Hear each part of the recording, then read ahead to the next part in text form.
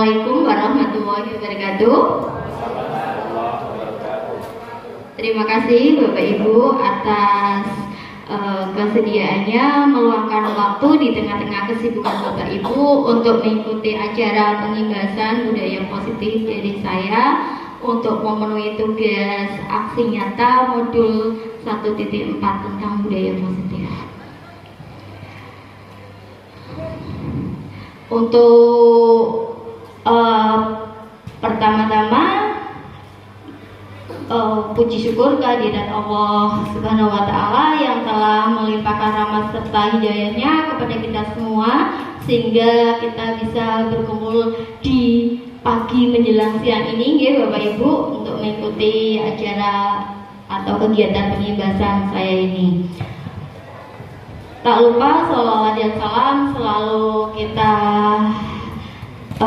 haturkan kepada junjungan kita Nabi Agung Muhammad Sallallahu Alaihi Wasallam yang selalu kita nantikan syafaatnya kelak di yaumil kiamah. Amin. Untuk mengawali kegiatan kali ini kita awali agar nanti bisa berjalan dengan lancar. Kita awali dengan bacaan basmalah ya Bapak Ibu. Ya, Bismillahirrahmanirrahim. Ya, terima kasih. Langsung saja di sini untuk pengimbasan budaya positif dari saya Ainul Lestari CGB Angkatan 5 Kabupaten Pekalongan di SMP Negeri 1 Karanganyar ini. Walaupun saya baru, alhamdulillah Bapak Ibu berkenan untuk mengikuti pengimbasan dari saya ini. Terima kasih. Untuk di sini ada fasilitator saya yaitu Bu Haryati SPD MPD, kemudian ada pengajar saya Bu Wi Indarwati SPD MPD. Langsung saja ya Bapak Ibu. Oh ya, sebelum itu marilah kita untuk meregangkan otot-otot kita lakukan ice breathing sebentar ya Bapak Ibu ya. Bersedia ya? Terima kasih. Nanti Bapak Ibu ikuti gerakan saya ya.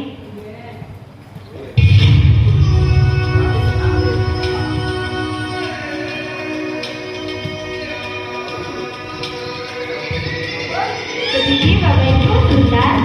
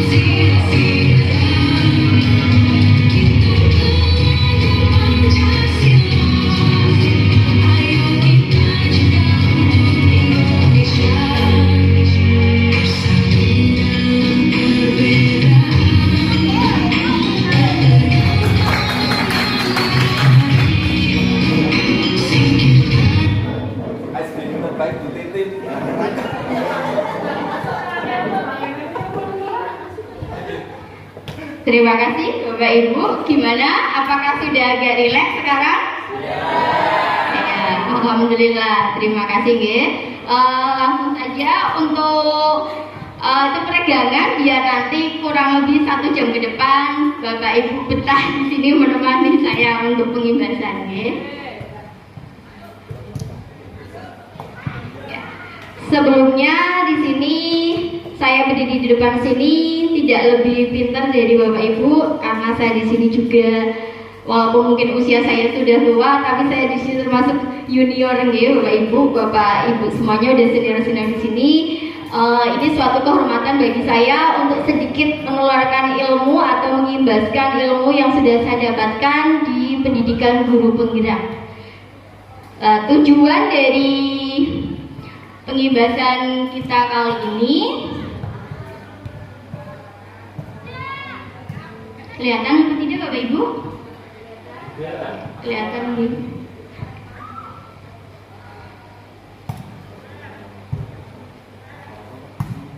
Ya, tujuannya adalah yang pertama untuk mendemonstrasikan pemahaman guru tentang konsep budaya positif. Kemudian berikutnya adalah menerapkan strategi disiplin positif untuk menciptakan ekosistem sekolah aman. Nah, ini sesuai dengan novel saya ini panggil ekosistem di sini. Dan pembelajaran yang berpihak pada murid. Kemudian bersikap reflektif dan kritis terhadap budaya di sekolah. Jika ada budaya yang mungkin kurang pas, bisa kita kritisi ya Bapak Ibu, kita curah pendapat bersama agar nanti menjadi kesepakatan sekolah. Gitu Bapak Ibu. Tuh. Ya. Apa sih sebenarnya itu budaya positif? Nah, budaya positif merupakan sebuah perwujudan nilai-nilai kebajikan universal yang diterapkan di sekolah untuk mendukung pendidikan yang berpihak pada murid sesuai dengan filosofi Ki Hajar Dewantara. Ya, mungkin filosofi Ki Hajar Dewantara ini sudah tidak asing lagi bagi Bapak Ibu yang terkenal dengan trilogi pendidikan. Apa Bapak Ibu? Ing ngarsa sung tulodo, ing madya mangun karsa, tuturi handayani. Iya. Itu juga yang dulu saya mengenalnya hanya itu Bapak Ibu. Tapi ternyata setelah saya mengikuti PGP atau pendidikan guru penggerak ini, ternyata ada banyak sekali. Ada yang namanya asas trikon, ada yang namanya bahwa guru diibaratkan seperti petani dan lain sebagainya. Monggo Bapak Ibu jika tertarik mempelajari lebih dalam, mengikuti CGP ya, menjadi CGP seperti saya dan teman-teman yang lain, biar nanti di sini banyak sekali manfaat ilmu yang bisa dipetik Bapak Ibu. Ya. Kemudian budaya positif ini adalah mendorong murid untuk selalu berperilaku positif karena mereka mempunyai dan meyakini nilai-nilai kebajikan dalam diri mereka. Nah, apa saja sih yang akan dibahas di budaya positif ini? Topik materinya di sini yang pertama adalah tentang disiplin positif dan nilai-nilai kebajikan universal. Seperti apa itu? Nah, nanti tunggu tanggal mainnya ya. Nanti akan kita bahas. Yang berikutnya adalah teori motivasi, hukuman dan penghargaan juga restitusi. Terus yang ketiga tentang keyakinan kelas atau kita biasanya mengenalnya dengan kesepakatan kelas, Bapak Ibu. Berikutnya adalah kebutuhan dasar manusia dan dunia berkualitas. Terus yang kelima tentang 5 posisi kontrol. Yang keenam tentang segitiga restitusi. Dan nanti yang ketujuh ini sebagai tambahan tentang aksi penerapan budaya positif yang sudah saya terapkan di SMP Negeri 1 Karanganyar, Bapak Ibu.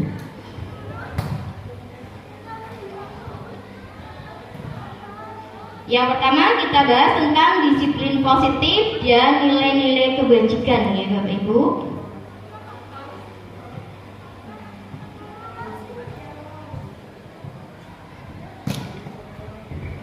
Nah, di sini ada paradigma stimulus respon yang menuju ke pendekatan teori kontrol. Karena di sini nanti ada teori kontrol. Nah, menurut Stephen mengatakan bahwa bila kita ingin membuat kemajuan perlahan sedikit-sedikit, maka ubahlah sikap atau perilaku Anda atau perilaku kita. Dimulai dari kita, ya Bapak Ibu. Namun bila kita ingin memperbaiki cara-cara utama kita, maka kita perlu mengubah kerangka acuan kita. Ubahlah bagaimana Anda melihat dunia, bagaimana Anda berpikir tentang manusia. Ubahlah paradigma Anda. Skema pemahaman dan penjelasan aspek-aspek tertentu tentang realitas.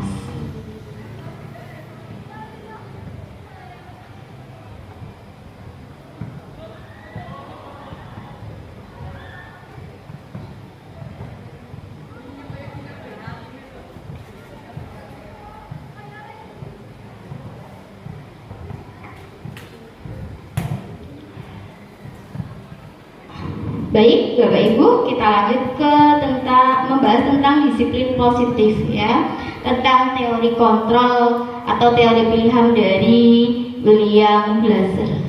Nah, untuk sebelum ini saya ajak Bapak Ibu untuk relaksasi lagi, bermain-main sebentar. Nanti Bapak Ibu bisa berpasangan untuk saling, nanti ada yang mempertahankan diri, ada yang berusaha untuk menangkap tangan ya. Jadi telapak tangan Bapak Ibu salah satu, misalkan Bu Tias dengan Bu Christine. Nanti misalkan Bu Tias begini telapak tangannya, kemudian Bu Christine ada jari tangan begitu. Kemudian nanti pada saat saya menceritakan tentang misalkan nanti tentang buah anggur, jika saya menyebutkan ada anggur, berarti nanti pada saat ada kata anggur, nanti Bu Christine berusaha untuk menarik tangannya, sedangkan Bu Tias berusaha untuk menangkap tangannya Bu Christine gitu. Jadi lomba siapa cepat gitu. Apakah nanti akan tertangkap atau Bu Christine nanti akan menghindar atau bagaimana? Begitu jelas Bapak Ibu untuk panduannya. Ya, monggo silahkan berpasangan, cari pasangannya.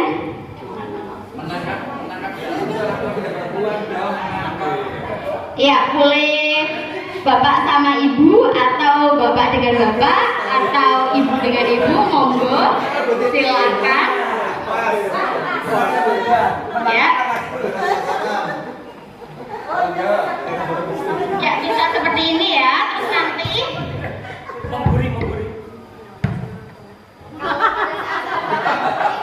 gitu ya.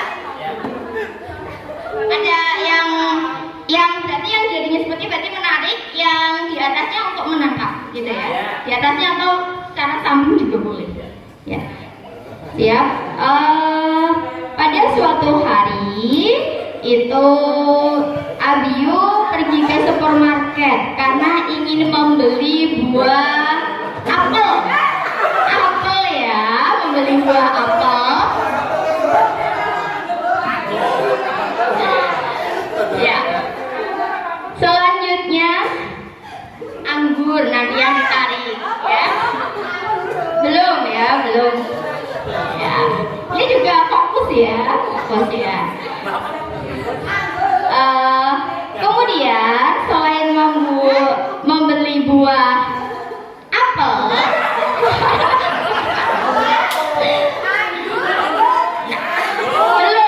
belum kan ceritanya, nanti belum sampai ke anggur, baru apel dulu. Nah apa? Kemudian memilih lagi buah arbeng. Oke Bapak Ibu. Ya. Terus memilih lagi buah durian. Baru memilih buah anggur. Iya. Bagaimana, adakah yang tertangkap? Tidak ada. Ya. Semuanya bisa melepaskan diri ya. Yang menangkap tadi sudah berusaha apa belum? Oh, sudah. Ya. Ya, mungkin bisa menjelaskan Bu Christine, monggo, apa yang jadi itu kira-kira kesimpulan apa yang panjenengan dapatkan dari kegiatan tadi? Dari permainan tadi saya bisa melepaskan diri karena saya mengontrol perasaan saya. Iya, mengontrol. Ya, tahu Pak. Ya, terima kasih. Ya. Kalau Bu Tias bagaimana Bu Tiasnya tadi? Bu Tiasnya bagaimana coba tadi? Bu Tiasnya bisa menangkap nggak tadi? Enggak. Tidak bisa menangkap ya. Karena Bu Christine berusaha untuk melepaskan diri. Karena berarti ada kontrol diri di situ nggih Bu ya? Iya. Terima kasih. Bisa berikan aplaus untuk Bu Christine Bapak Ibu.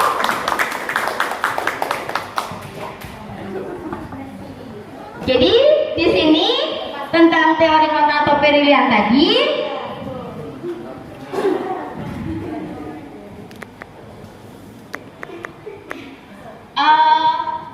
Kurang besar nggak tulisannya Bu Ibu?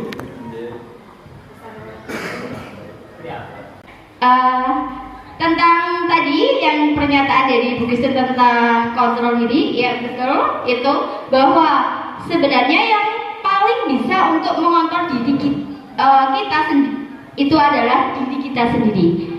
Karena Anda tidak bisa yang bisa mengontrol diri Anda. Ini menurut teori kontrol atau teori pilihan dari William Glasser. Kemudian di sini ada semua perilaku itu memiliki tujuan, Bapak Ibu. Ya apa tidak, Bapak Ibu? Misalkan saja jenengan datang ke sekolah lebih pagi, itu kira-kira ada tujuannya nggak, Bapak Ibu? Apa itu tujuannya, Bapak Ibu? Biar tidak jauh. Berarti di sini karena pimpinan ya itu nanti masuk ke adanya motivasi, itu nanti yang kita bahas. Kemudian ada model berpikir menang-menang, kemudian kolaborasi proses menciptakan pilihan-pilihan baru, di mana nanti di sini yang tentang posisi kontrol. Kalau tadi yang perilaku memiliki tujuan, itu ke teori motivasi yang tadi saya sebutkan. Kemudian realitas atau kebutuhan kita, itu kita berusaha untuk memenuhinya, Bapak Ibu. Nanti karena kita mempunyai yang namanya kebutuhan dasar manusia. Di sini nanti ada 5 kebutuhan dasar manusia, Bapak Ibu. Lanjut ya. Nah, di sini apa sih sebenarnya makna disiplin? Ada yang tahu, Bapak Ibu, makna disiplin? Disiplin itu biasanya dihubungkan dengan apa, Bapak Ibu? Hukuman, ya bisa. Terus sebenarnya disiplin di sini berasal dari bahasa Latin disiplina, yang artinya adalah belajar. Disiplin diri membuat orang menggali potensinya menuju sebuah tujuan apa sih yang dia hargai. Namun dalam budaya kita, makna kata disiplin itu telah berubah menjadi sesuatu yang dilakukan seseorang pada orang lain untuk mendapatkan kepatuhan. Seperti tadi yang Bu Tias katakan tadi, bahwa patuh karena Bapak Kepala Sekolah atau pimpinan, begitu ya. Kecenderungan umum adalah menghubungkan kata disiplin dengan ketidaknyamanan, bukan dengan apa yang kita hargai atau pencapaian suatu tujuan yang mulia. Nah, coba Bapak Ibu di sini bagaimana sih cara Bapak Ibu dalam menerapkan disiplin pada murid selama ini? Kira-kira bagaimana Bapak Ibu? Apa yang sudah Bapak Ibu lakukan untuk membuat murid Bapak Ibu itu disiplin? Mungkin ada yang bisa jawab? Pak Ali mungkin?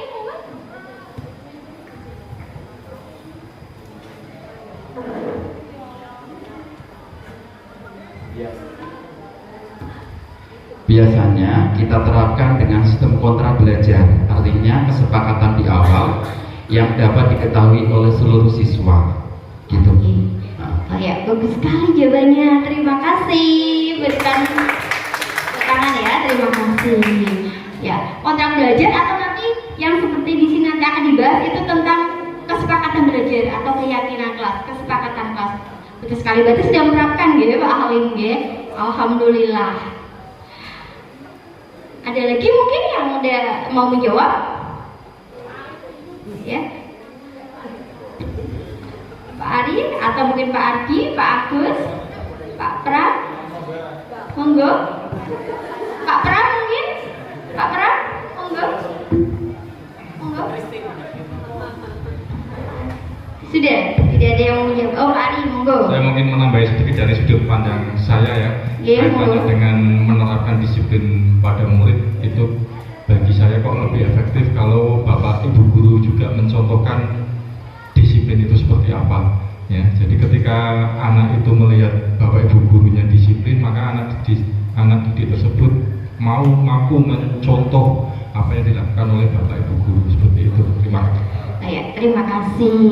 Bagus sekali ya jawabannya. Berarti di sini bisa disimpulkan yang dikatakan Pak Ari itu tentang memberikan contoh dari Bapak Ibu gurunya ya, atau memberikan keteladanan. Ya, memang itu adalah perilaku yang paling sederhana yang bisa kita terapkan untuk menerapkan disiplin pada murid Bapak Ibu, yaitu dengan keteladanan. Kita berikan contoh biar tidak disebut jargoni, berujar tapi tidak melakoni. Contohnya saja pada saat kita ingin setelah istirahat, biasanya kebiasaan anak itu kadang-kadang kan masuk terlambat ya.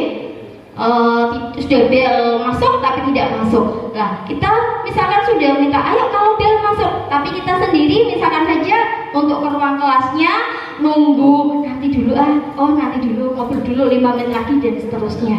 Nah itu dari situ bapak punya biasanya terlambat ya saya masuknya terlambat begitu kan. Nah dimulai dari diri kita bisa memberikan keteladanan biar nanti anak didik kita bisa mencontoh dari tindakan kita bapak ibu ya.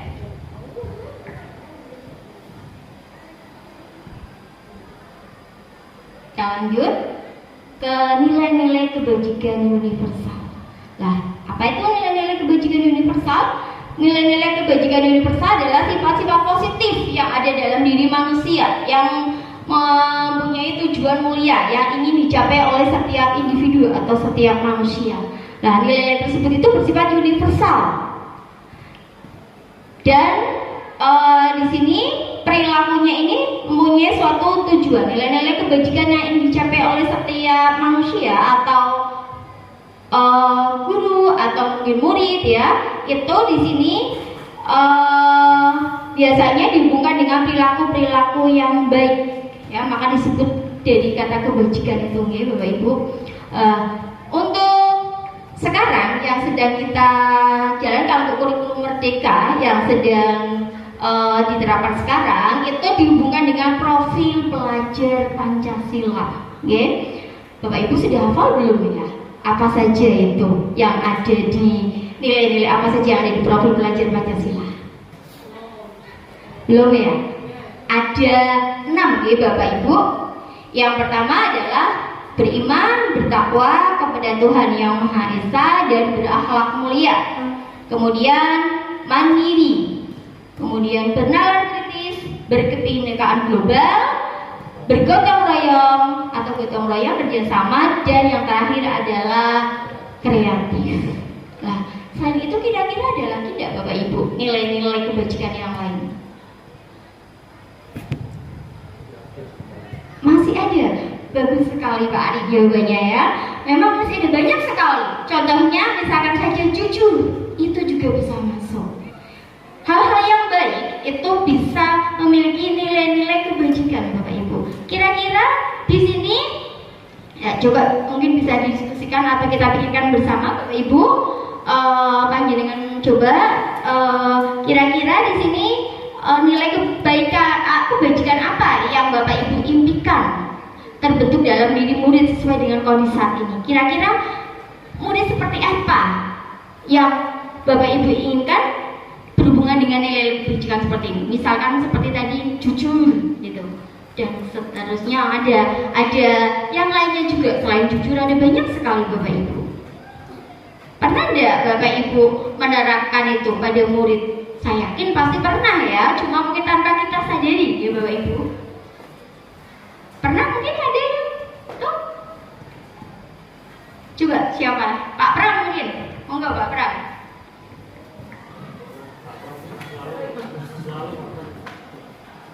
Kira-kira nilai kebajikan apa yang sudah Pak Pram terapkan untuk murid-murid Pak Pram?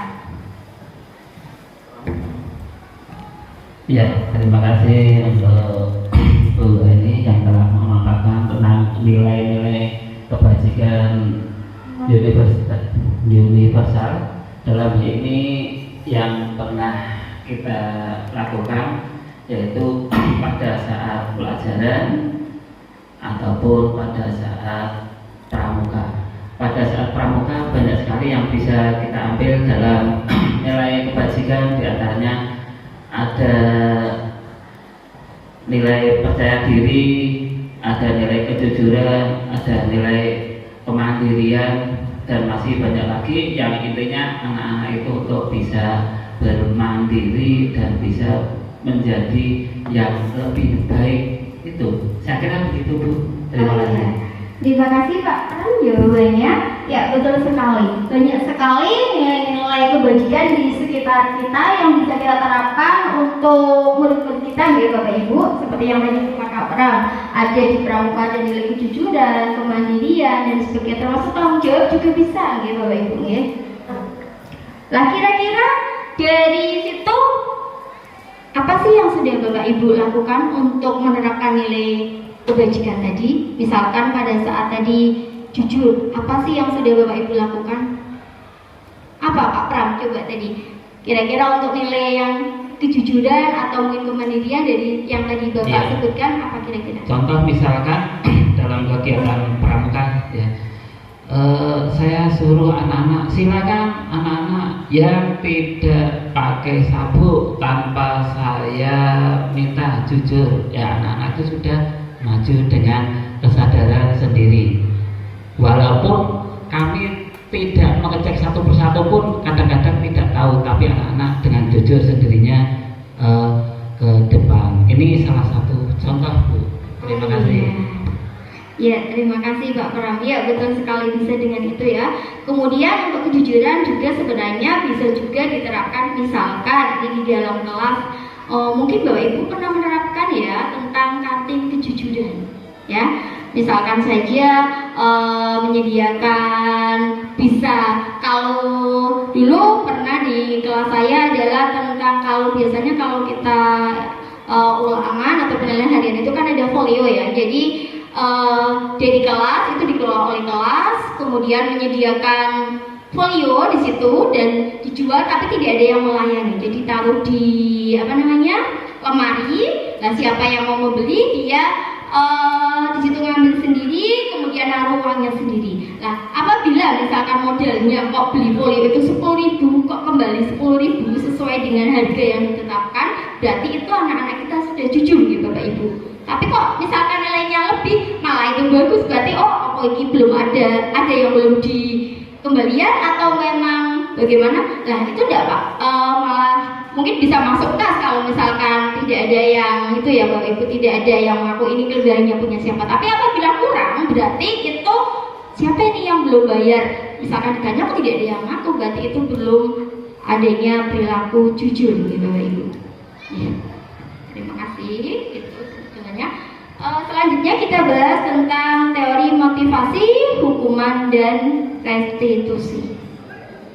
Dari kata-kata ini kira-kira Bapak Ibu pasti sudah mengenal motivasi nggak ya?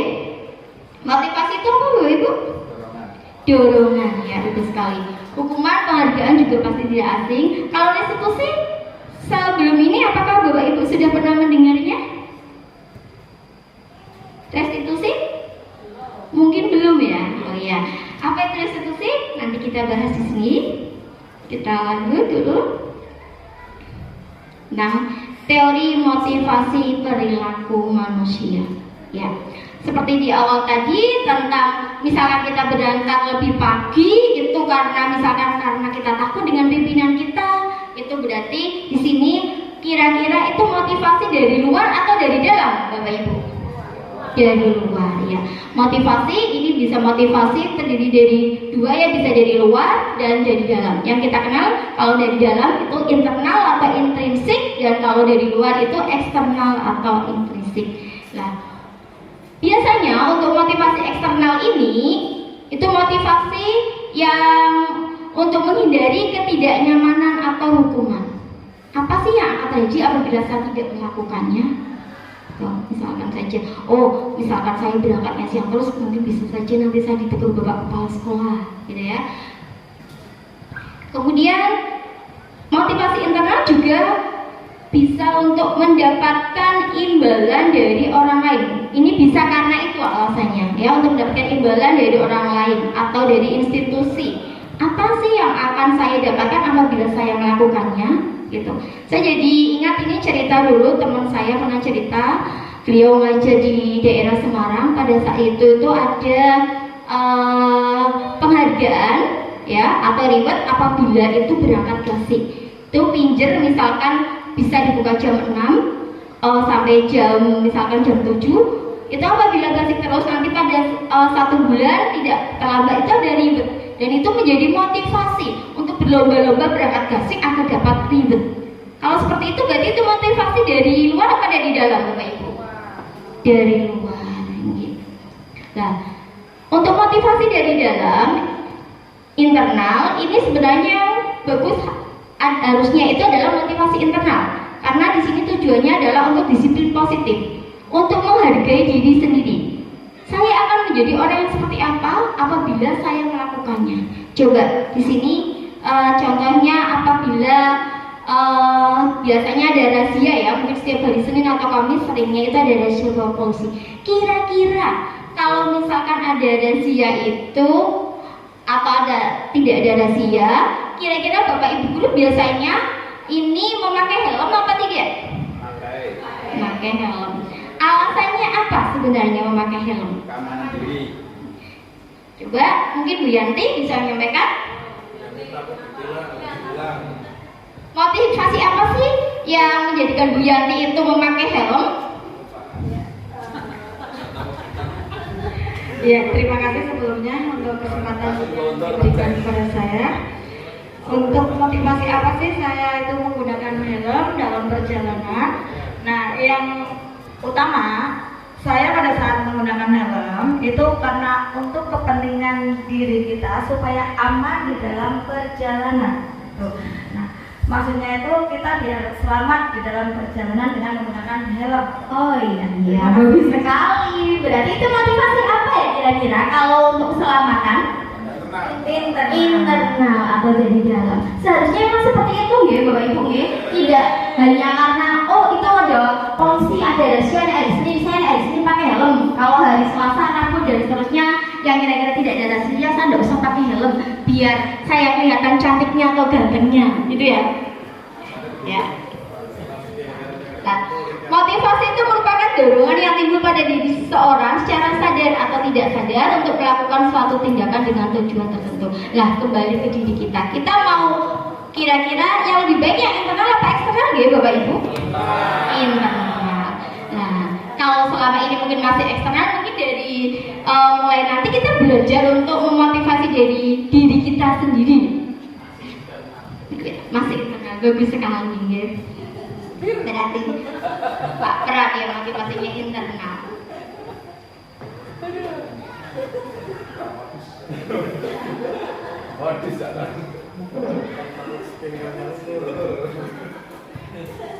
Kita lanjut Bapak Ibu tentang apa sih itu restitusi?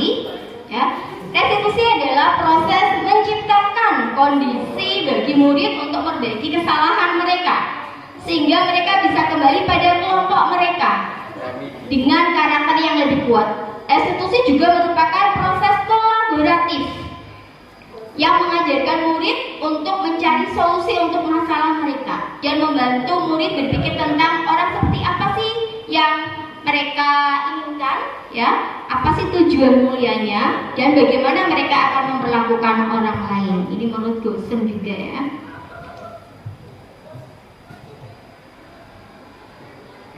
Kira-kira Bapak Ibu ini sudah menerapkan restitusi ini apa tidak ya? Nah, apa sih ciri-cirinya? Biar lebih tahu apa sudah menerapkan apa belum ya sebenarnya. Mungkin sudah menerapkan tapi untuk istilahnya baru mengenal sekarang. Coba kita lihat ciri-ciri restitusi.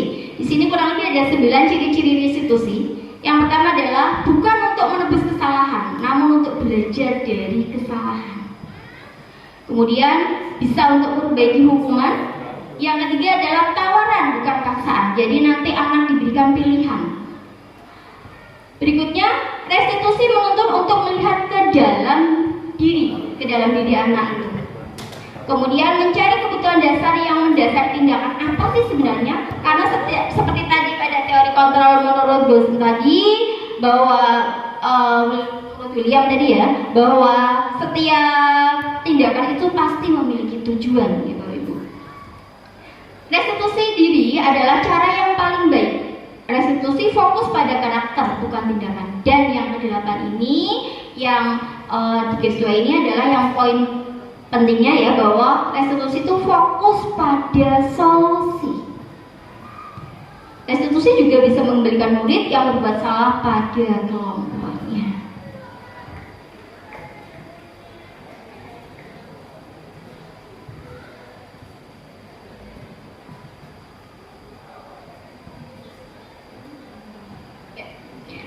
Di sini konsep disiplin dengan identitas gagal. Ada hukuman dan juga penghargaan. Hukuman itu biasanya bersifat menyakitkan, tidak nyaman, anak menjadi lebih takut, kemudian bersifat juga memaksa, kadang-kadang menimbulkan anak untuk berbuat bohong atau kebohongan ya, kemudian bisa rendah diri juga. Sedangkan penghargaan itu sebenarnya tidak efektif, membuat iri, mematikan kreativitas, menghukum dengan sistem ranking. Kalau sekarang mungkin tidak ada ranking deh. Dulu zaman saya sekolah dulu ada ranking. Kalau rankingnya turun kadang-kadang menjadi down, ya enggak? Kalau rankingnya itu bagus, kita menjadi lebih semangat dan sebagainya. Itu sebenarnya adalah menghukum diri anak tersebut. Kemudian juga merampas hak menghargai dirinya. Lah, kenapa sih kok konsep di sini identitas gagal? Karena sebenarnya yang bagus tadi adalah restitusi, ya. Selain sebelum restitusi, sebenarnya kita juga mengenal konsekuensi. Konsekuensi ini adalah penguatan jangka pendek. Misalkan jika kamu terlambat, nanti konsekuensinya adalah membersihkan sekolah dan seterusnya, ya. Itu mungkin untuk jangka pendeknya itu anak akan, oh iya, saya nanti besok lagi tidak terlambat. Tapi begitu terlambat lagi dia, nggak apa-apa, paling cuma kalau membersihkan lingkungan toh kok ringan, saya nggak apa-apa. Besok lagi saya terlambat juga nggak apa-apa. Ya. Kemudian itu banyak yang lainnya. Langsung saja ke restitusi itu. Restitusi di sini membuat murid lebih bertanggung jawab atas perilakunya. Kemudian fokus pada pemecahan masalah jangka panjang. Karena anak di sini nanti untuk restitusi itu diberikan kesempatan untuk kira-kira kalau masalah itu solusinya bagaimana ya? Diajak untuk ikut mencari solusinya. Ya. Ini tentang hukuman dan konsekuensi. Tadi sudah dijelaskan bahwa hukuman adalah sesuatu yang menyakitkan, harus terjadi. Bisa saja di sini hukuman itu bersifat fisik atau juga bisa verbal. Saya jadi ingat dulu juga saya pernah dihukum oleh guru saya karena saya itu terlambat ke sekolah. Biasanya saya naik sepeda, pada saat itu sudah mulai ada bus zaman dulu. Nah, saya ingin seperti yang lain yang bus ceritanya, rotok gaya sidik itu. Ternyata busnya terlambat, sayanya terlambat sampai sana. Kemudian oleh guru saya dihukum berdiri di depan sampai 1 jam pelajaran. Kemudian juga diberikan kata-kata yang sampai sekarang itu kalau saya ingat saya masih merasakan gimana ya, malu dan sebagainya. Itu bahasa saya rendah diri. Besok lagi harus praktis, pokoknya Pak sepeda saya mau Pak besok lagi. Itu masih ingat sampai sekarang. Pernah ada Bapak Ibu mengalami hal semacam itu? Pernah ya? Ya, itu hukuman. Nah, konsekuensi itu sesuatu yang harus terjadi, membuat anak merasa tidak nyaman dalam jangka waktu pendek. Kemudian ada anak menghargai disiplin dan seterusnya. Bapak Ibu, kita lanjut saja ya.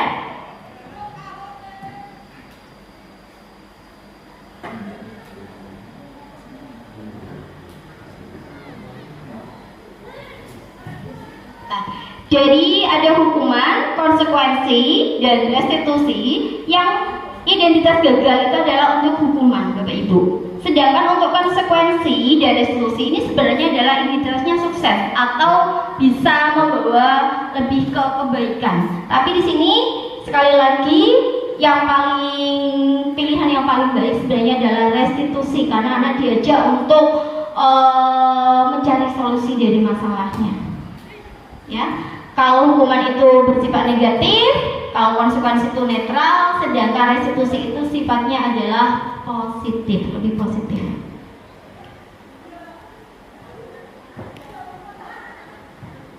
Nah, coba Bapak Ibu, kira-kira kalau lari mengelilingi lapangan voli sebanyak 3 kali karena terlambat hadir di sekolah, itu kira-kira hukuman atau konsekuensi ya? Hukuman atau konsekuensi Bapak Ibu? Hukuman. Kemudian kita simpan jawabannya ya. Hukuman. Kemudian mengganti pensil teman yang telah tanpa sengaja itu dipatahkan saat dipinjam, itu kira-kira hukuman atau konsekuensi? Konsekuensi. Membersihkan tumpahan air di meja laboratorium karena saat tanpa sengaja tersenggol. Konsekuensi. Murid disuruh untuk tidak mengenakan sepatu seharian di sekolah karena gara-garanya tidak memakai sepatu hitam. Lari mengelilingi lapangan basket 2 kali karena terlambat 10 menit untuk pelajaran PJOK. Hukuman? Ada yang konsekuensi, ada yang hukuman sebagian ya. Ya, kita lihat jawabannya. Loh, pada ada jawabannya. Hore. Bagaimana jawaban Bapak Ibu tadi, sudah betul apa belum? Iya. Bahwa ada menilai lapang sebanyak 3 kali itu hukuman, mengganti pensil, konsekuensi membersihkan tumpahan air di meja juga konsekuensi. Kemudian murid disuruh tidak menekan seperti itu hukuman G, karena apa hubungannya ya? Malah kasihan ya, harus nyekermen nanti seharian. Lari mengelilingi itu lapangan basket karena pelajaran PJOK, maka ini termasuk dari konsekuensi. Bisa sekalian karena tadi kan belum melakukan pemanasan, jadi sekali pemanasan, maka ini masuk ke konsekuensi bukan hukuman.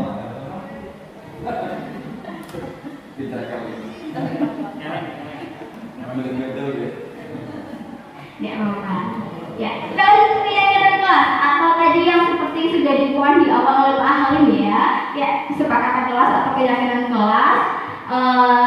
Ini di sini sebenarnya ada yang namanya peraturan kelas. Jadi peraturan kelas itu bisa menjadi keyakinan kelas, jadi keyakinan kelas nanti bisa menimbulkan lingkungan yang positif dan sehingga nanti di akhir diharapkan akan mewujudkan budaya positif.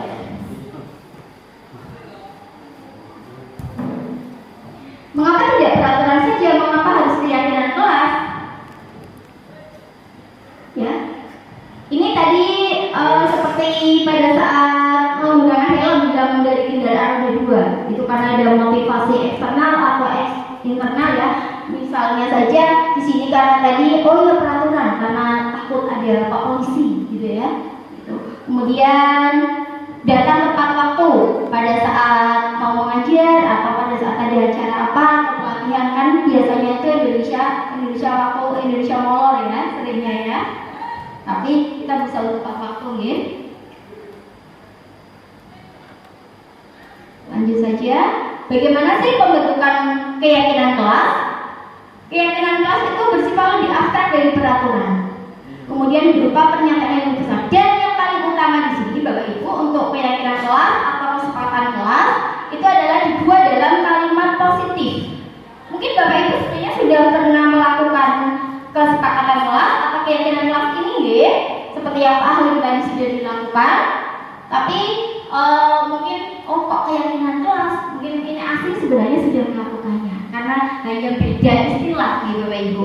Nah, dibuat dalam kalimat positif maksudnya bagaimana? Biasanya kalau peraturan itu kan misalkan dilarang terlambat masuk kelas, itu dikatakan di sini itu adalah kalimat negatif. Tapi kalau kalimat positifnya misalkan kayak saya di kelas ini juga saya kemarin sudah menerapkan kesepakatan kelas dengan mapel saya, mapel IPA di kelas misalkan 8C atau 8D yang saya ajar ya, itu misalkan aja kelas 8D menghargai waktu gitu lah. Di dalamnya karena menghargai waktu maka tidak terlambat masuk kelas, kemudian tidak ke kantin pada saat pelajaran dan seterusnya. Itu kata-katanya lebih ke yang positif, menghargai waktu gitu. Dan keyakinan kelas ini melibatkan tidak hanya dari satu arah. Misalkan saja guru, ayo kita seperti ini, tapi anak diminta untuk curah pendapat, jadi mengemukakan pendapatnya. Jadi komunikasi dua arah antara guru dan anak. Misalkan saya dengan murid saya, maka saya minta kira-kira ini mau bagaimana ya? Oh ya, pada saat kebetulan saat itu pada saat di awal saya dulu masuk itu ada anak yang tertidur di kelas. Maka pada saat itu dilarang tidur di kelas Bu, gitu kan? Nah, maka di sini masuk ke dalam keyakinan menghargai waktu, tidak melakukan hal-hal yang tidak bermanfaat di kelas, termasuk tidur di kelas itu tadi. Nah, itu kalimatnya tidak menggunakan dilarang, itu tidak. Kalau dilarang itu lebih ke kalimat negatif.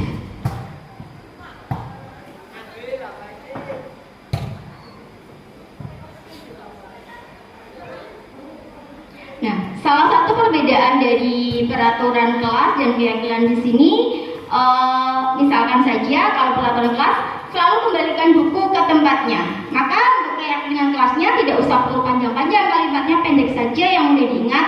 Oh, berarti itu keyakinan kelasnya tanggung jawab, gitu. Kemudian misalkan saja di sini dilarang mengganggu orang lain, maka seperti yang sudah saya terapkan di kelas itu adalah menghormati orang lain. Kemudian ada lagi kemarin usul, Bu, itu Bu dilarang membuli Bu, gitu. Maka di sini bisa masuk ke keyakinan kelas atau kesepakatan kelas, menghargai orang lain dan menghormati orang lain. Begitu kemarin disepakati oleh kelas saya.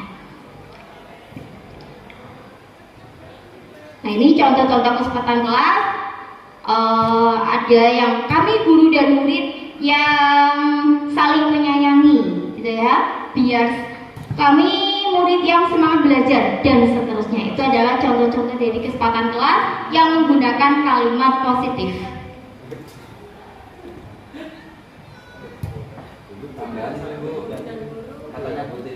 Ya, Bu Titin, gimana Bu Titin? Mau menyampaikan sesuatu? Monggo.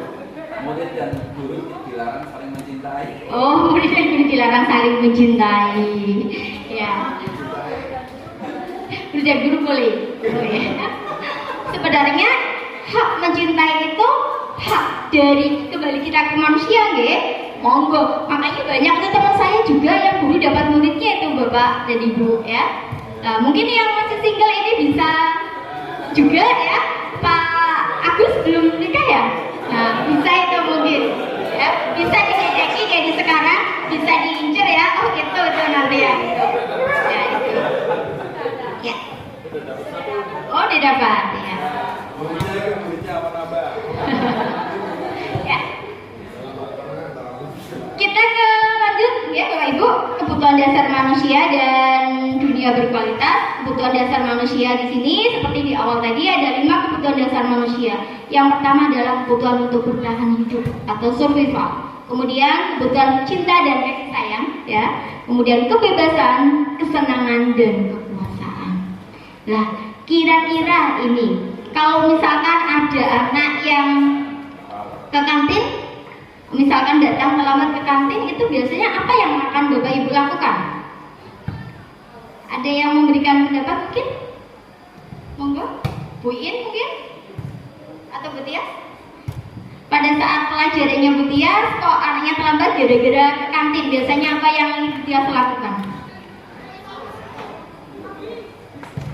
Apa langsung menghukumnya atau ditanya bagaimana atau bagaimana? Ya, kalau saya tanya Bu, dari mana? Dari kantin.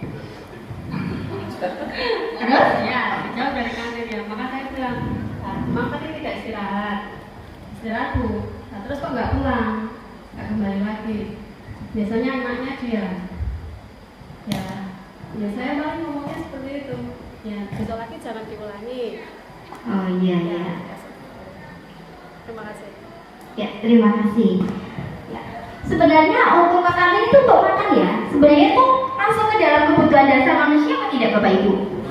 Masuk ya. Nah, di sini tadi kita sudah sedikit mengenal yang namanya restitusi ya. Nah, sebenarnya di situ bisa direstitusi Bapak Ibu. Nanti di sini ada tahap segitiga restitusi yang nanti akan kita bahas di sini ya. Jadi ditanya karena tentang kebutuhan hidup tadi ditanya seperti yang tadi dari kantin ya, apa namanya, memang itu kan kebutuhan untuk makan tapi mungkin waktunya tidak tepat ya gitu. Nah, kebutuhan hidup, bertahan hidup atau survival itu adalah kebutuhan yang biasanya bersifat fisiologis untuk bertahan hidup, misalnya kesehatan, rumah dan makanan tadi.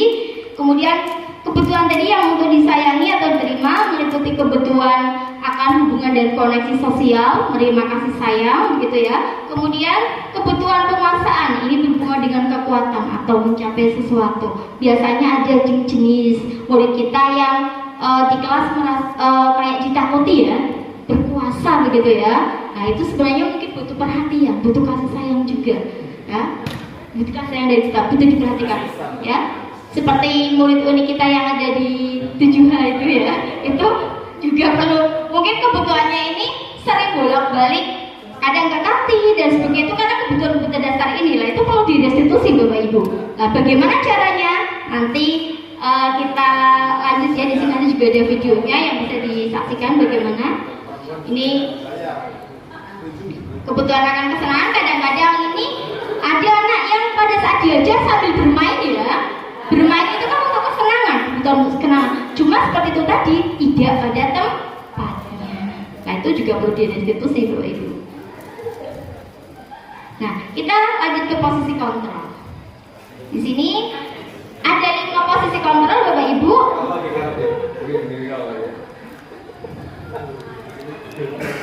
Jelas Bias. Jelas. Kita saksikan ya.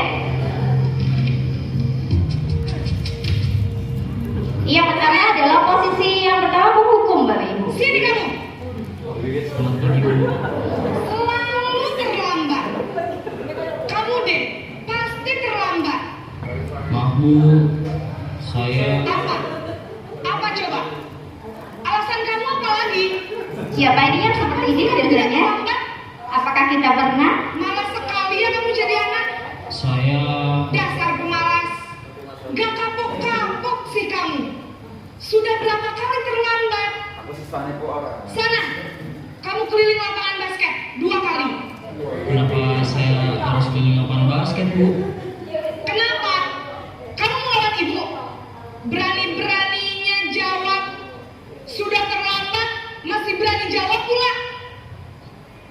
Sekarang, keliling lapangan basket 5 kali sekalian. Biar kapok. Cepat. Pergi sana ke lapangan basket.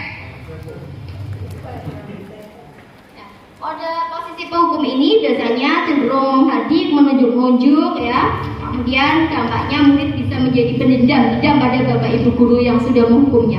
Kemudian posisi yang kedua ini Bapak Ibu adalah posisi pembuat rasa bersalah. Naren. Kamu kenapa terlambat lagi, nak? Ya Tuhan, Naren. Kamu senang ya bikin ibu susah ya? Kalau kamu terlambat lagi, nanti ibu yang ditegur bapak kepala sekolah, nak. Disangka ibu tidak bisa membina kamu. Mau beda. Maaf Bu, Gusti Naren. Kamu suka ya kalau ibu tegur bapak kepala sekolah? Terus sekarang Karena di ibu posisi harus ini, apa Nge? di buku absen? Ini kamu sudah sering terlambat loh. Ibu harus apa coba? maaf Bu, maaf sekali. Ya sudah, lain kali jangan bikin ibu susah lagi ya nak ya. Ibu tidak akan kuat lagi kalau kamu begini terus. Bisa jantungan kalau ibu tegur bapak kepala sekolah. Sana cepat ke kelas. Maaf ya Bu, maaf sekali. Membuat rasa bersalah biasanya cenderung lembut suaranya ibu gurunya ya. Tapi di sini membuat anak dampaknya bisa menjadi rendah diri Bapak Ibu. Ini yang ketiga adalah posisi teman. Duduk. Sore mana? Pagi Bu. Wah, sudah jam berapa ini nak? Terlambat lagi ya sayang. Iya Bu, habis ibu saya belum membangunkan saya Bu. Kamu malah menyalahkan ibu kamu. Menyalahkan hari yang paling kencang. Kok terlambat sih? Iya Bu, saya memang terlambat bangun tadi. Jadi biarpun saya lari kencang, tetap gak kekejar Bu. Ya sudah sana. Nanti lain kali larinya lebih kencang lagi ya. Biar gak terlambat lagi. Bikin senang ibu. Demi ibu. Bisa kan? Bisa lah Bu. Ya sudah sana masuk kelas. Ibu beresin urusan absen kamu. Kamu ini ada-ada saja. Ya, di posisi ini suara guru cenderung ramah dan di sini dampaknya biasanya murid bisa bergantung pada guru tersebut ya. Kadang-kadang juga malah menyamakan Bu itu atau Pak itu aja tidak apa-apa gitu ya. Selamat pagi Bu. Yang keempat adalah posisi pemantau atau monitor. Sekolah kita tentang jam berapa kita harus masuk sekolah, nak? Kita harus di sekolah jam 7 Bu. Iya betul. Sekarang sudah jam 7.20. Naren sudah tahu konsekuensinya jika terlambat hadir. Paham Bu. Saya harus tinggal kelas pas jam istirahat. selama 20 menit. Iya benar, konsekuensinya demikian. Jadi nanti jam 9.30 pas istirahat, kamu harus tinggal di kelas, kerjakan tugas tambahan untuk ketertinggalan kamu, ya? Baik, Bu. Posisi pantau monitor ini biasanya bersuara datar ya, dampaknya biasanya tidak semuanya mandiri anaknya. Hanya dia akan manut apabila dipantau saja. Pagi, Bu. Yang terakhir adalah posisi Pagi Naren. manajer. Maaf, Bu. Saya terlambat. Iya, sekolah masuknya jam 7, sekarang sudah jam 7.20. Jadi sekarang bagaimana ini Naren? Maaf, Bu. Saya lupa setel alarm saya semalam. Baiklah, menurut kamu, keyakinan sekolah yang mana yang perlu kamu tingkatkan? Salah satu penerapan segitiga restitusi. Dan Tanyakan keyakinan kelas. orang lain mungkin ya, Bu. Setuju. Jadi, apakah Naren meyakini prinsip saling menghormati tersebut? Iya, Bu. Saya meyakininya. Apakah Naren bersedia memperbaiki masalah keterlambatan ini? Bersedia, Bu. Bagaimana kamu akan perbaiki masalah keterlambatan Ini ini? minta untuk mencari solusinya. Saya akan coba untuk tidak lupa menyetel alarm saya, Bu. Baik, kalau Naren lupa menyetel alarm di rumah, ada orang yang kira-kira bisa bantu mengingatkan tidak? Ada, Bu. Kakak saya, Kak Emma. Ada lagi selain Kak Emma? Selain Kak Emma, ada ibu saya. Baik, jadi yang mengingatkan Naren adalah Kak Emma dan ibu kamu ya? Kira-kira akan mulai setel alarm kapan nih Naren? Setelah pulang sekolah, akan segera saya lakukan. Baik, jadi Naren akan setel alarm untuk bangun besok pagi dan akan diingatkan oleh kakak dan ibunda Naren ya. Ada lagi yang mungkin perlu dilakukan Naren agar tidak terlambat bangun lagi? Tidak ada, Bu. Baik Naren, terima kasih untuk kerjasama kamu. Sekarang kamu perlu kembali ke kelas untuk belajar. Baik, Bu. Terima kasih. Pada posisi manajer biasanya netral ya sifat gurunya. Kemudian di sini dampaknya murid lebih mandiri, percaya diri dan dapat memecahkan masalah karena diminta untuk mencari solusi dari masalahnya itu. Nah, kira-kira Bapak Ibu sudah di posisi yang mana selama ini? Bu Iva mungkin? Coba, Bu Iva. Tidak apa, Bu Iva? Hah? Tidak, Win. Agus.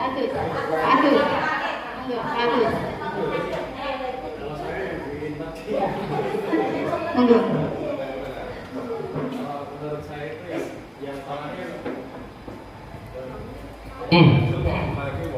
Kalau menurut saya itu yang terakhir, yang terhebat yang Yang paling bagus.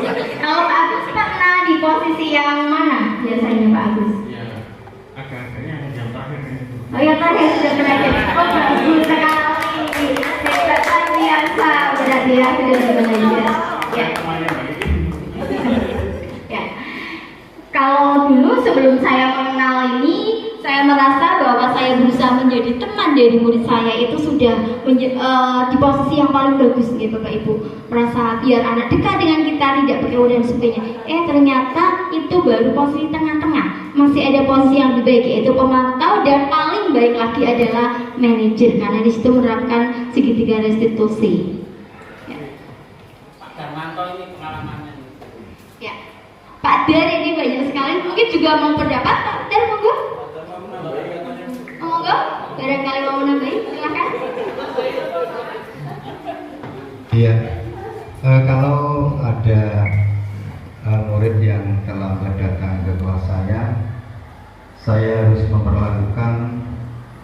Yang pertama saya melihat karakter anak dan seberapa banyak anak tersebut terlambat. Biasanya kalau saya lebih cepat marah Bu sama anak-anak yang suka terlambat itu. Tapi dengan tadi pilihan yang Bu Eni Lestari sampaikan, mungkin saya harus perbaiki, minimal saya harus bisa jadi teman untuk anak-anak dan maksimal harus praktek. Luar biasa ya. Cukup dulu ya, nanti penjelasan ya. Ya, mari kita berdiskusi Bapak Ibu. Untuk Untuk yang pertama, kira-kira siapa yang mengatakan saya kecewa sekali dengan kamu? Pada posisi yang mana? Apakah penghukum, pembuat rasa bersalah, teman, pemantau, ataukah manajer Bapak Ibu yang pertama? Saya kecewa sekali dengan kamu. Pembuat rasa bersalah. Ya, simpan dulu ya jawabannya, kita lihat nanti. Kamu tidak pernah benar melakukannya. Itu posisi siapa di sini? Siapa yang melakukannya? Penghukum. Ya. Ayolah, lakukan demi ibu atau bapak. Pembuat rasa bersalah yang ini tuh. Apakah kamu mau mendapatkan stiker bintang hari ini? Teman. Kemudian kamu selalu yang paling terakhir. Kira-kira apa ini yang terakhir? Penghukum. Ya. Kita lihat Bapak Ibu.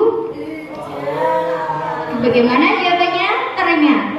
Ternyata yang pertama, saya kecewa sekali dengan kamu. Itu adalah pembuat rasa bersalah. Ya.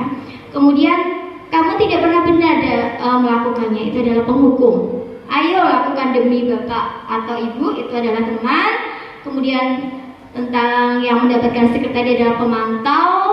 Bagaimana kamu bisa menyelesaikan masalah ini? Itu adalah manajer, karena diminta untuk mencari solusinya. Tadi ada menjawab manajer apa tidak? Sepertinya tidak ya. Ya, tidak apa-apa. Oh, dilewati tadi. Oh iya, maaf, kelewat ya tadi ya. Kamu selalu yang paling terakhir, itu betul penghukum ya. Ya, mohon maaf kalau ada yang terlewat tadi. Ya, nah, nih kita ke segitiga restitusi. Di mana segitiga restitusi ini adalah terdiri dari tiga. Kita dengarkan video ini, Bapak Ibu.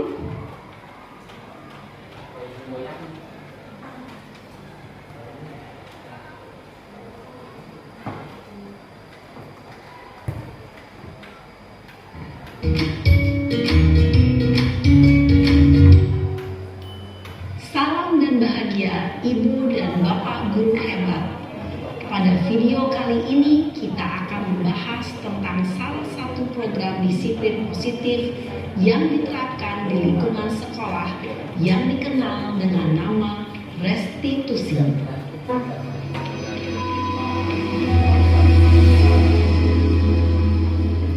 Jadi platform Merdeka Belajar Restitusi dikembangkan oleh pakar pendidikan Diane Gosling, berlandaskan pada teori kontrol Dr. William Blaser.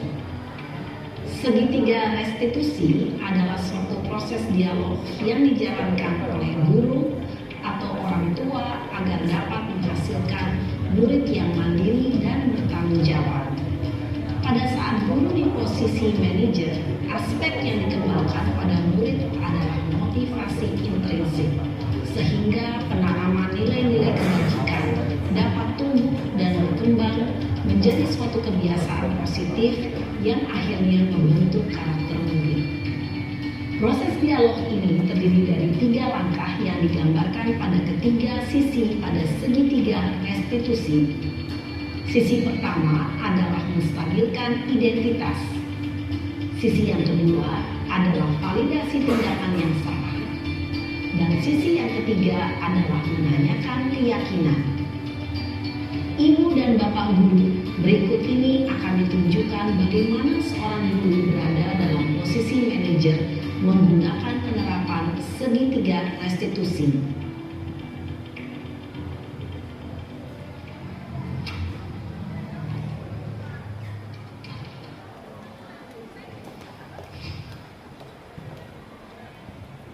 Siang Sarah.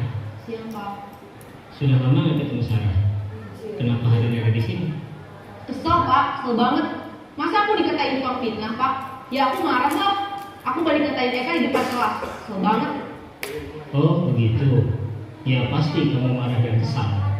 Bapak juga akan marah apabila ada yang menuduh Bapak seperti itu. Kemudian pada saat itu kamu mau melakukan apa?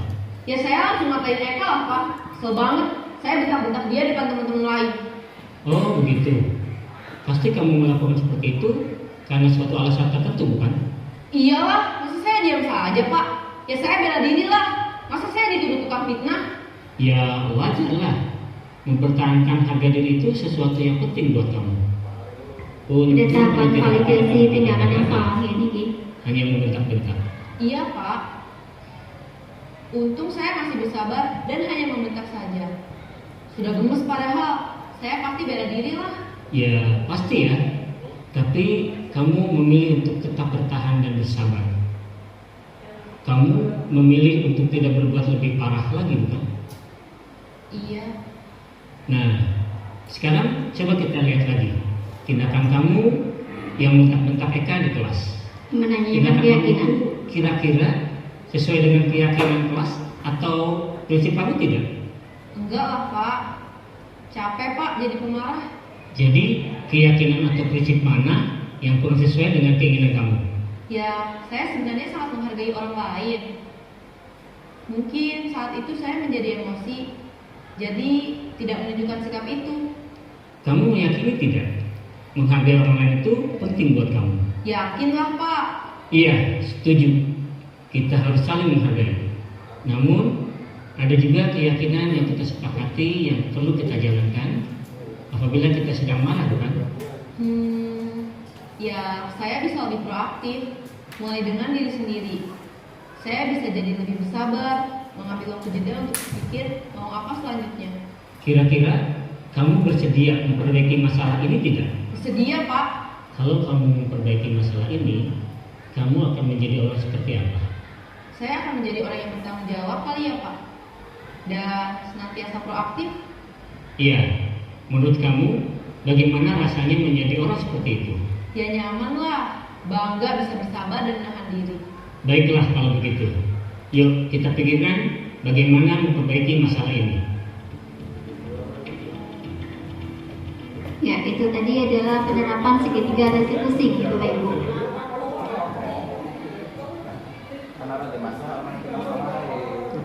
Nah, pada yang pertama tadi, misi yang pertama pada segitiga restitusi tadi adalah menstabilkan identitas. Ini bisa kita dengan berkata berbuat salah itu hal yang manusiawi, tidak ada manusia yang sempurna dan sebagainya ya Bapak Ibu.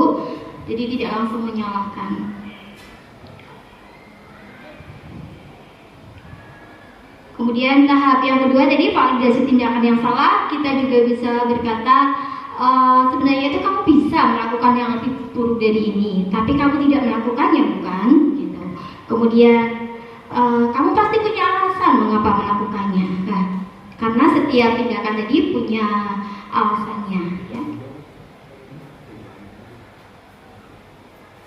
Kemudian yang terakhir pada segitiga restitusi adalah tahap menanyakan keyakinan kelas. Lah, di sini jika sudah membuat keyakinan kelas, maka kita bisa menanyakannya. Lah yang belum bagaimana?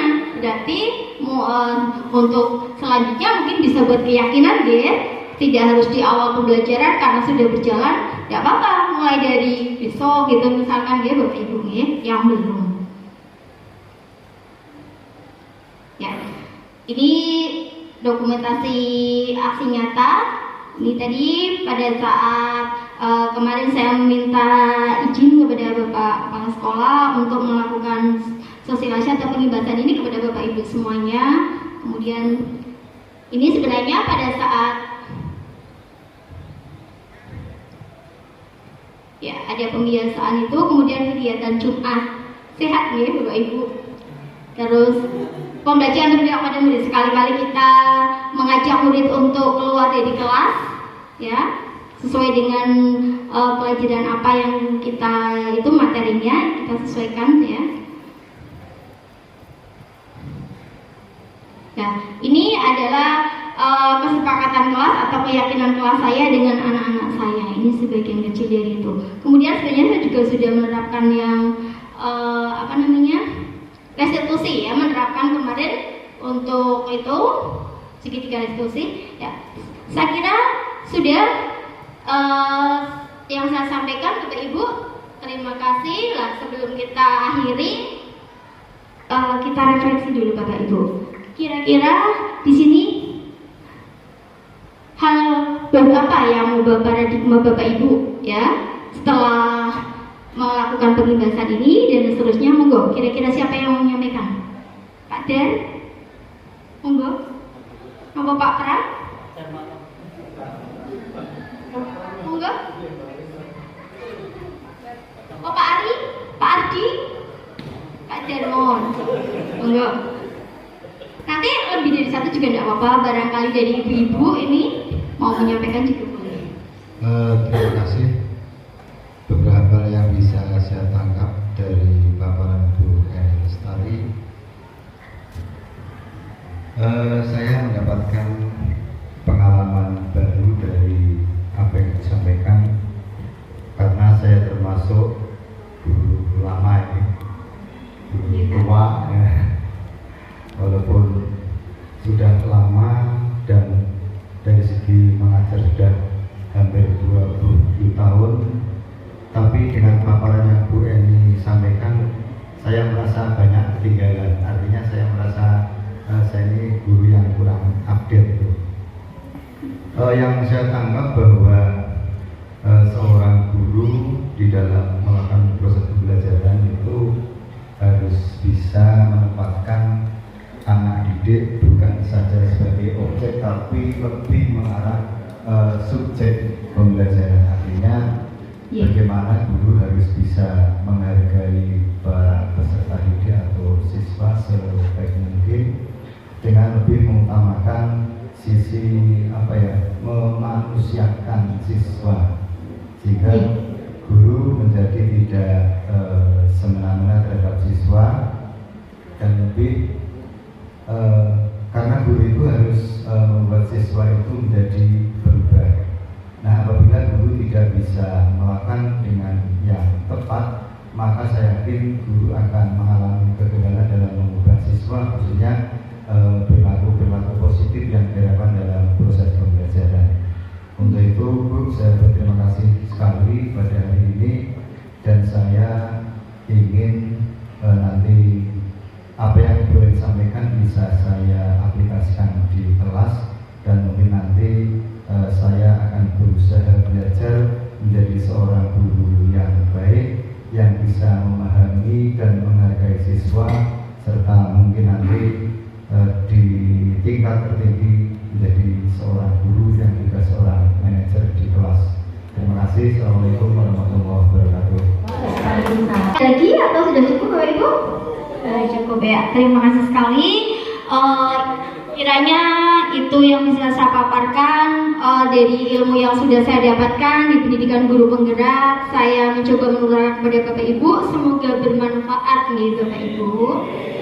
Ya. Iya, semoga lulus. Terima kasih doanya. Amin, amin, amin, amin. Ya. Sebelum saya tutup, di sini saya minta maaf, yang namanya manusia itu pun tidak luput dari kesalahan ya, baik sengaja maupun tidak sengaja. Barangkali pada saat pemaparan tadi saya banyak salah kepada Bapak Ibu guru. Semuanya di sini saya mohon maaf ya Bapak Ibu. Ya, semoga apa yang tadi saya sampaikan di sini bisa menjadi, mungkin yang sudah Bapak Ibu lakukan udah baik, menjadi ditingkatkan lagi, yang mungkin belum, biar bisa mungkin untuk menginspirasi Bapak Ibu. Ya, terima kasih, kurang lebih maaf. Oh ya, sebelum itu kita ucapkan hamdalah dulu Bapak Ibu. Mohon dikatakan kali. Alhamdulillah. Terima kasih buat Bapak Ibu semuanya. Spektar. Kreatif berprestasi. Terima kasih semuanya Bapak Ibu. Saya Assalamualaikum warahmatullahi wabarakatuh.